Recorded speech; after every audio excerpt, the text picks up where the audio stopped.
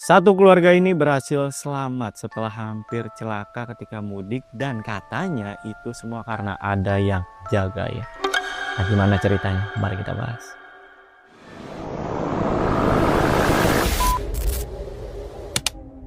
Jadi guys, di tahun 2023 lalu, Panandang ini berencana merayakan hari lebaran di kampung halamannya yang ada di daerah Sukabumi.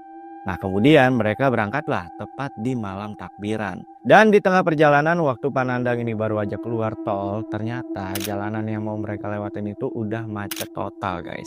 Nah, di situ diskusilah dia sama istrinya dan mutusin buat ambil jalur alternatif Cikidang yang dikenal ekstrim, yang bahkan kerap merenggut korban jiwa setiap tahunnya. Awalnya ya istrinya ini nolak, tapi karena nggak ada pilihan lain, jadinya Panandang ini kekeh untuk ambil jalur tersebut. Tapi baru aja melintas kurang lebih 30 menitan. Gak tahu kenapa mobil yang mereka tumpangi ini mendadak mogok tepat di depan sebuah penginapan. Nah, di momen ini Panandang ini inisiatif buat ngajak anak istrinya istirahat di penginapan tersebut sambil menunggu mesin mobilnya ini dingin. Dan begitu dia masuk, mereka ini sempat dibuat kaget sama bentuk bangunannya yang kelihatannya itu udah tua banget, guys. Dan ditambah hanya ada seorang kakek tua yang lagi duduk di meja resepsionis dengan tatapan yang kosong. Nah, awalnya ya Panandang dan istrinya ini sama sekali nggak curiga.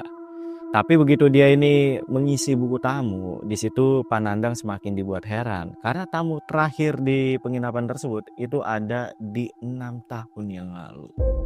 Wah, gila ya. Cuman ya sudah, karena hari semakin larut dan takut terjadi apa-apa di jalan, akhirnya Panandang ini memilih untuk nginap di malam itu juga.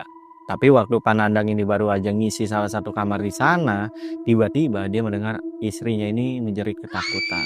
Dan kalau dari cerita yang gua dengar, istrinya ini melihat sosok perempuan yang berwajah hancur lagi mengintip di balik jendela.